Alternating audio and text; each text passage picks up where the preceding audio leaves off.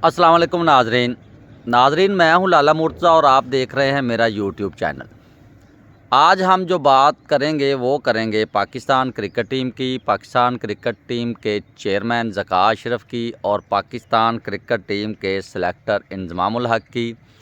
और साथ साथ आपको इस बात का बताया जाएगा कि पाकिस्तान की क्रिकेट टीम का या क्रिकेट के जो ढांचा है उसका ये हाल कैसे हुआ, किसने किया और क्यों किया।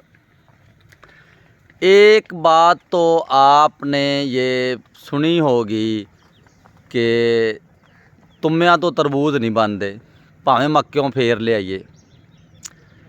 मकसद बात करने का ये है कि जो आप बोगे वही काटोगे। जब एक क्रिकेट टीम का जो है सरबरा या क्रिकेट बोर्ड का सरबरा एक शुगर मिल मालिक को लगा दिया जाएगा तो वो उसको एक शुगर मिल की तरह ही चलाएगा। उसने ये देखना होता है, कारोबारी तरीके से चलाएगा कि मुझे मुनाफा किस में है, मेरा फ़ायदा किस में है, पैसा किधर से आता है। यानी कि एक शुगर मिल का जो मालिक है उसको तो ये पता होगा बस कि यार ज़िम्मेदार से गन्ना कैसे लूटना है और उस 5 रुपए किलो गन्ना ख़रीद के तो फिर वो उसको 200 रुपए किलो चीनी कैसे ठोकनी है। ये मेरे पीछे भी गन्ने के आप फसल देख रहे हैं। और उसको या ये पता होगा कि हुकूमत को किस तरह कायल करके चीनी जो है वो कागज़ों में बाहर एक्सपोर्ट करनी है और बाहर से जो डॉलर हैं वो मंगाने हैं। उसको ये पता होगा कि चीनी इस माह में ज़ख़ीरा करेंगे तो कितने पैसे आएंगे, मेरा पैसा डबल कैसे होगा, हुकूमत से सब्सिडी की गैस जो है वो किस तरह लेनी है। एक चीनी या शुगर मिल मालिक को इन चीज़ों का ज़्यादा पता होगा। और हमारे जो तजर्बाकार वज़ीर आज़म आए थे, आपको याद है, शहबाज शरीफ साहब, जो बकौल एक साफ़ी के गोडो गिटो को हाथ लगा के वज़ीर आज़म पाकिस्तान बने थे, उन्होंने इस ज़का अशरफ को पाकिस्तान क्रिकेट बोर्ड का चेयरमैन लगाया है। आप गालियाँ निकालते हैं, कभी जी बाबर आज़म को, कभी फ़लाने ने कैच छोड़ दिया, फ़लाने ने छोड़ दिया। अल्लाह के बंदो, ढांचा ही सारा ख़राब कर दिया इन्होंने। जो एक ग्रास रूट लेवल का जो एक ढांचा रमीज़ राजा ने बनाया था ना, एक क्लब क्रिकेट से ले गए ऊपर तक, आते ही इन्होंने सबसे पहले उसको ख़त्म किया। इन्होंने ढांचा ही तबाह कर दिया है।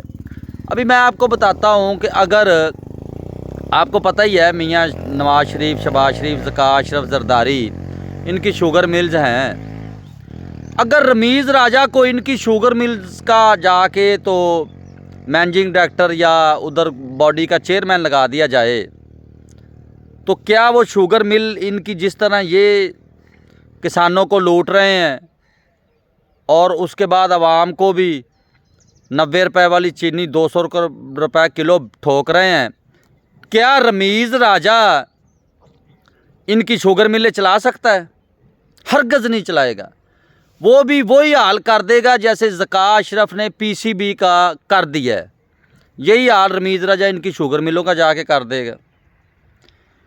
यानी कि आप लोग समझ पता नहीं क्यों नहीं रहे हैं। ये बाकायदा प्लानिंग के तहत एक बंदे के बाप दादा ने क्रिकेट नहीं खेली ज़का अशरफ के, उसको लगा दिया। कभी नजम सेठी को लगा देते हैं। सिर्फ माल माल माल माल। क्या जी बोर्ड अमीर होता गया? और बोर्ड हम अमीर करने के लिए नहीं बनाया। हम कहते हैं हमारी क्रिकेट ऊपर जाए। वही घसे पिटे से वही हसन अली को एक वर्ल्ड कप में मार पड़ती है, बाहर निकाल देते हैं। जब अवाम भूल जाती है तो गेड़ा सा दे के फिर टीम में ले आते हैं। वही सेलेक्टर कुछ क्रिकेट बड़ी जदीद हो गई है। सिर्फ क्या जी कोच गैर मुल्की लाना हमने। क्यों जी? डॉलरों में तनख्वाह देंगे, कमीशन रखेंगे, हर काम में तो कमीशन रखा है। तो अल्लाह के बंदों के आज ये इसलिए इस तरफ सियासी भर्तियां करते हैं कि पीसीबी का जो चेयरमैन है उसकी वज़ीर आज़म सदर से भी ज़्यादा तनख्वाह और मराहत है। ये इसलिए अपने करीबी लोगों को उधर लगाते हैं, फिर उससे हिस्से लेते हैं। ये अरबों खरबों की गेम है पीसीबी। आप तो उधर बार टीवी पे बैठ जाते हैं, मैच लगा है जी, फलाना जीत गया फलाना हार गया, ये नहीं है। ये 13वां वर्ल्ड कप है। अब आ जाते हैं क्रिकेट के ऊपर। 13वां। पाकिस्तान सिर्फ एक दफ़ा जीता है, बाकी जो क्रिकेट खेलने वाले मुल्क है कोई 2 दफ़ा जीता है, कोई 3 दफ़ा जीता है। पाकिस्तान एक दफ़ा जीता है, वो भी उस वक्त इमरान खान ही कप्तान था, वही सिलेक्टर था, वही सब कुछ था। यानी कि उस अकेले की बंदे की मेहनत की वजह से वो वर्ल्ड कप पाकिस्तान जीता। उसके बाद कितने कप्तान आए, कितना कुछ आया, और उससे अच्छी अच्छी टीमें भी बनी, लेकिन वर्ल्ड कप नहीं जीत सके। पाकिस्तान अब तक सिर्फ 2 मैच जीता है। अब मैं क्रिकेट पे ही आपको समझाने की कोशिश करूँगा।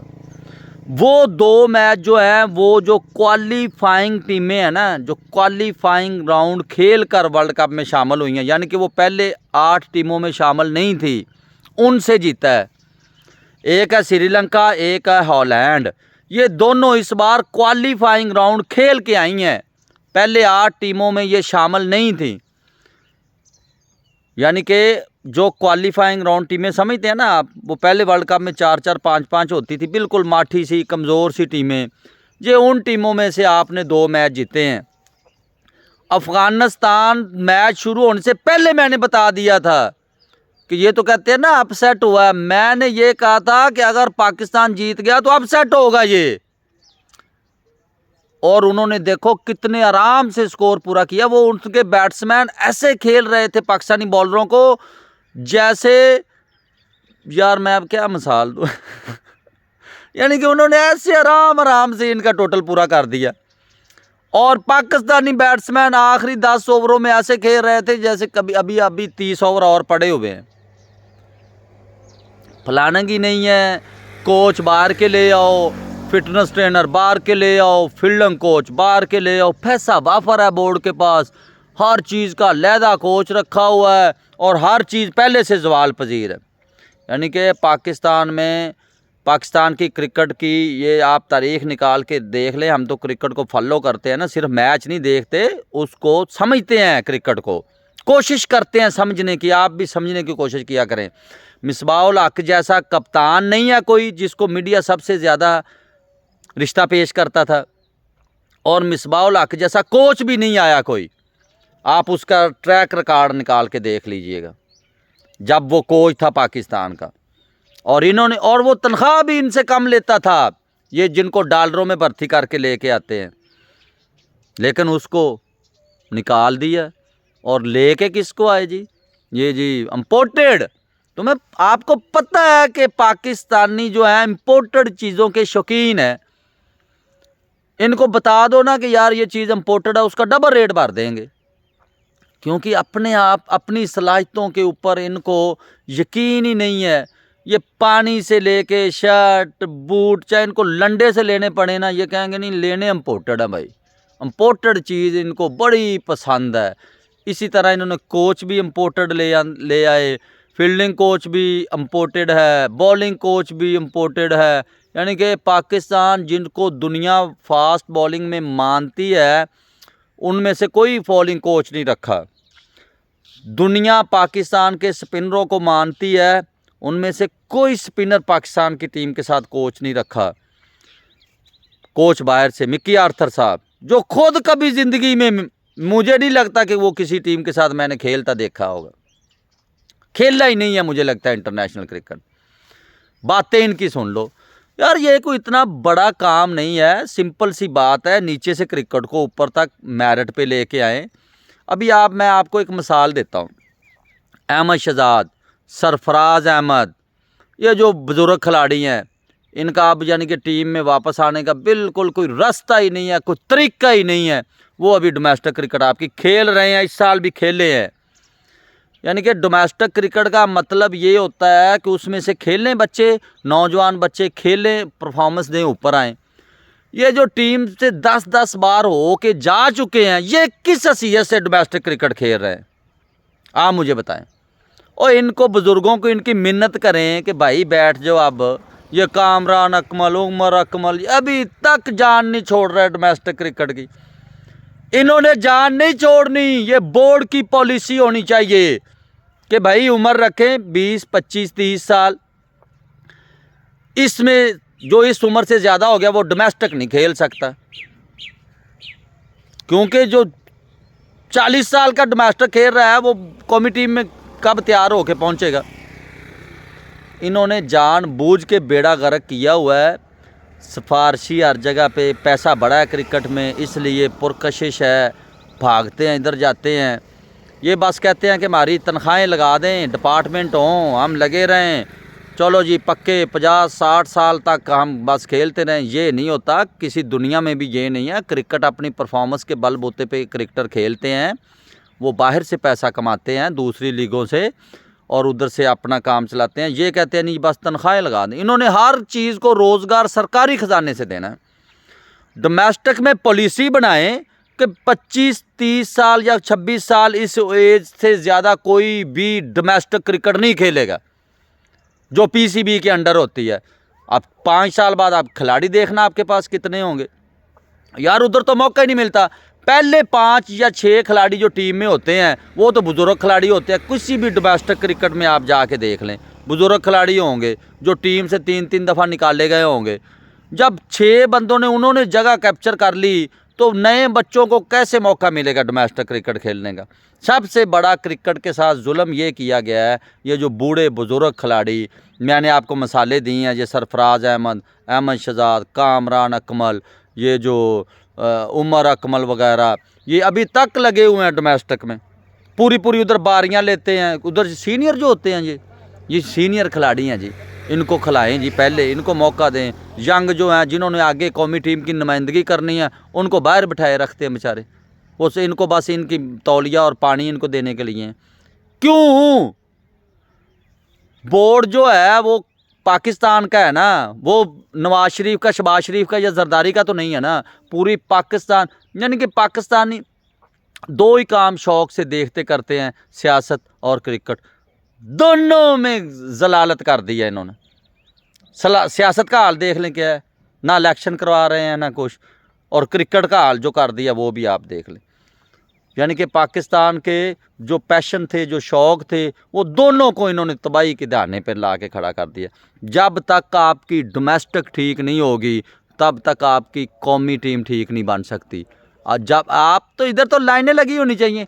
एक नसीम शाह अनफिट हुआ है एक, तो आपको पीछे से कोई फास्ट बॉलर नहीं मिला, उसकी जगह पे इसको हसन अली को ले आए। वो चले हुए कारतूस को जो पहले ही पता नहीं कब कितना ठुस हो चुका है, अब दोबारा फिर उसको ले आए। यानी कि आपकी ये डोमेस्टिक क्रिकेट का मामला है। वरना अगर आपकी डोमेस्टिक नीचे से ठीक होती तो आपके पास कई नसीम शाह उधर पड़े होते जो 150 की स्पीड से करने वाले गेंदे होते, आपकी लाइन में होते। आपको पता होता कि वर्ल्ड कप की टीमें 5-5 साल तैयारी करती हैं। आपकी तैयारी ये है कि मोहम्मद वसीम को ले गए हैं उधर, चिट्टे रंग तो अलावा कोई शय पल्ले नहीं हैगी उनके। इब्रार मिस्ट्री बॉलर, इतना अच्छा स्पिन बॉलर है। मैं कहता हूं अगर उसको पूरे वर्ल्ड कप के 9 मैच खिलाए जाते तो मैन ऑफ द टूर्नामेंट होता वो। उसको रिजर्वों में रखा हुआ है। जमान खान एशिया कप में बेहतरीन बॉलिंग करके आया है, उसको रिजर्वों में रखा हुआ है। आमिर जमाल बेहतरीन डोमेस्टिक ऑलराउंडर है और आखिरी ओवर करने की उसकी इतनी स्ट्रेंथ है कि उसको अगर आप 10-12 लगातार कहे ना कि आपने ये यार्कर मारने हैं, इस जगह पे मारने हैं, उधर ही फेंकेगा वो। उसको टीम के नज़दीक नहीं आने देते। क्यों? ये बुजुर्ग खिलाड़ी खिलाने हैं इन्होंने, नौजवान खिलाड़ियों को मौका नहीं देना इन्होंने, कहीं वो टीम में जगह ना बना लें। पहले ही बड़ा पछता रहे हैं ये अब्दुल्ला शफीक और सऊद शकील की वजह से कि इनको मौका दिया है तो ये अब इन्होंने जगह इधर पक्की कर ली है। सलमान आगा को अभी भी नहीं मौका दे रहे, अच्छा बैट्समैन है। सऊद शकील बहुत अच्छा बॉलर भी है, उससे कप्तान बॉलिंग नहीं करवा रहा। इफ्तिखार को दे देगा बॉलिंग, हालांकि वो लेफ्टी है, वो राइट हैंड को अच्छी बॉलिंग करेगा स्पिन, उसको नहीं देता ये कप्तान। मैंने अपनी ज़िंदगी में इतना नालायक कप्तान कभी थाईलैंड का भी नहीं देखा, यूएई का भी नहीं देखा, जितना ये पाकिस्तान को इतना नालायक कप्तान इन्होंने दिया है सिर्फ बैटिंग की वजह से। यार बैट्समैन होना और बात है, कप्तान होना और बात है। तेंदुलकर कितना अच्छा बैट्समैन था, कप्तान नहीं अच्छा था। कोहली कितना अच्छा दुनिया में ऐसा बैट्समैन मैंने नहीं देखा जितना कोहली है। मैच विनर, जिस मैच में खड़ा हो जाता है, अकेला मैच ले जाता है। कप्तान नहीं अच्छा था, उन्होंने नहीं लगाया, निकाल दिया। धोनी कप्तान कमाल का था। हर चीज़ की एक सलाहियत होती है, इसमें नहीं है यार सलाहियत कप्तानी की बाबर आजम में। क्यों आप धक्का कर रहे हैं पाकिस्तान के साथ? अच्छा बैट्समैन है, उसको खिलाएं। उसकी बैटिंग भी तबाह कर दिया आपने कप्तान बना के। कप्तान एक स्पेशल कप्तान नीचे से सिलेक्ट करके लेके जाएं, जो बिल्कुल कप्तान हो। नीचे तो आप ये करते हैं, जो सीनियर है उसको कप्तान बना दो जी डोमेस्टिक में। यार इस तरह नहीं होता काम। डोमेस्टिक बेहतरीन करें जैसे दुनिया की है। कोई इनको तनख्वाहें वगैरह जो पीसीबी के अंडर खेलें वही खेलें। जो बुजुर्ग खिलाड़ी 30 साल तो ऊपर हो जाए, डोमेस्टिक से छुट्टी, जाओ भाई अपने क्लब खेलो, दुनिया से जाके लीगों में पैसे इकट्ठे करो, इनको एनओसी दे, खुले जाएं। ये आप पे बोझ ना बने। डोमेस्टिक में सिर्फ नौजवान खिलाड़ियों, यंग, उनको मौका मिले। यार हर साल 40-50 बच्चे, जब 4-5 टीमें होंगी, यंग खेलेंगे तो आपको उसमें से 10-12 आसानी से बच्चे मिल जाएंगे नौजवान। वो 40-50 की बजाय उसमें से 30 तो ये बुजुर्ग खेल जाते हैं। वो 10 बच्चे को मौका मिलता है नौजवानों को। और इन बुजुर्गों से माफ़ी मांगे, दोनों हाथ जोड़ के इनको कहें आप छोड़ दे क्रिकेट की जान यार, और कोई काम कर ले। मैं तो पिछले दिनों देख के रहा गया, अहमद शहजाद फिर खेला डोमेस्टिक में। फखर आलम से आप पता नहीं ये क्या निकालना चाहते हैं। तो यार टीमें ऐसे नहीं, आप दुनिया की टीमें देख लें, 2-4 साल खिलाड़ी आता है, जब उनको पता चल जाता है उसकी कमियों कोताहियों का, बॉलर उसको पल्ले नहीं बांधते, वो उनको नया लेके आना पड़ता है। साउथ अफ्रीका के कप्तान ने इसी वर्ल्ड कप ने मिसाल कायम कर दिया। वो आउट ऑफ फॉर्म था, वो बाहर बैठ गया, उसने नए यंग लड़के को मौका दिया, वो स्कोरे कर गए, अहम मैच वो जीत गए। ये नीयतों पर भी इन्हिसार होता है। जब हमारी नीयत ये है कि हमने बारी लेनी है, जब हमारी नीयत ये है कि हमने अपनी एवरेज सेट रखनी है, मुल्क जाए जिधर भी जाता है। मैं कहता हूँ यही हालत रही ना तो अगले वर्ल्ड कप तक आप क्वालिफाइंग राउंड खेल के आएंगे, जैसे इस दफ़ा हालैंड आई है और श्रीलंका आई है। अपने आप को सुधारें। ये जो पाकिस्तानी कौम अब बैठ पे टीवी के ऊपर अफगानिस्तान से हारने के बाद गालियां निकाल रही है, ये तब किधर थी ये कौम? तब क्यों नहीं बोली जब ये वज़ीर आज़म शहबाज शरीफ ने वो एक क्रिकेटर को, रमीज़ राजा जिसको दुनिया मानती है, उसको निकाल के तो इस शुगर मिल वाले को उधर पीसीबी का चेयरमैन लगाया। तब तो कौम सत्तू पी के सोई हुई थी, अब गालियां निकाल रहे हैं। और किसी भी अदारे को तबाह करना हो ना तो उसका सरबरा जो है ना, वो उस जिसको उस फील्ड का तजर्बा ना हो उसका लगा दो, बस वो अदारा तबाह हो जाता है। इसी तरह इन्होंने किया है, अदारा तबाह।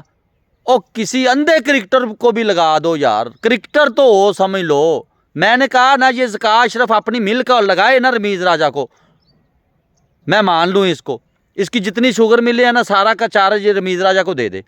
मैं देखता हूँ इसकी शुगर मिले कैसे ये अरबों खरबों रुपए कमाती हैं पिछले सालों की तरह। कभी भी नहीं कमाएंगी क्योंकि उसको बेचारे को शुगर मिल का पता ही नहीं है, उसको क्रिकेट का पता है। और जिसका काम है उसको साजे, इसको दोबारा शुगर मिल में भेजें। कोई क्रिकेटर लेके आए, अगर रमीज़ राजा इमरान खान ने लगाया था वो आपको नहीं पसंद, कोई अपनी पसंद का ले आए। शाहिद अफरीदी बड़ा पसंद था ना आपको, वो बेचारा तारीफ़ें भी करता रहा शहबाज शरीफ की, उसको ही लगा देते। वो इसी चक्कर में बेचारा तारीफ़ें ट्वीट भी करता रहा कि वो सीट खाली है तो शायद मुझे मिल जाए। आपने उसको भी नहीं दी, ज़का अशरफ को दे दी। अगर जरदारी नहीं लगाना था तो जरदारी की पसंद का भी कोई क्रिकेटर होगा ना, उसको लगा देता यार। ज़का अशरफ का क्रिकेट के साथ ना कुछ तल्लक है, ना था, ना कभी होगा। उसको पीसीबी का चेयरमैन लगाना सबसे बड़ा ब्लंडर है और इसकी तहकीकात होनी चाहिए। जिसने लगाया है उसके खिलाफ कार्रवाई होनी चाहिए। ये कोई मामूली केस नहीं है। ये 5 साल बाद आता है वर्ल्ड कप। वर्ल्ड कप में पाकिस्तान की जो जलालत हुई है इसकी तहकीकात होनी चाहिए। जिसने इस नॉन क्रिकेटर को क्रिकेट का सरबरा बनाया है उसके खिलाफ सख्त कार्रवाई होनी चाहिए। ये अवाम को मुतालबा करना चाहिए ताकि दोबारा ऐसा ब्लंडर कोई हुक्मरान ना करे।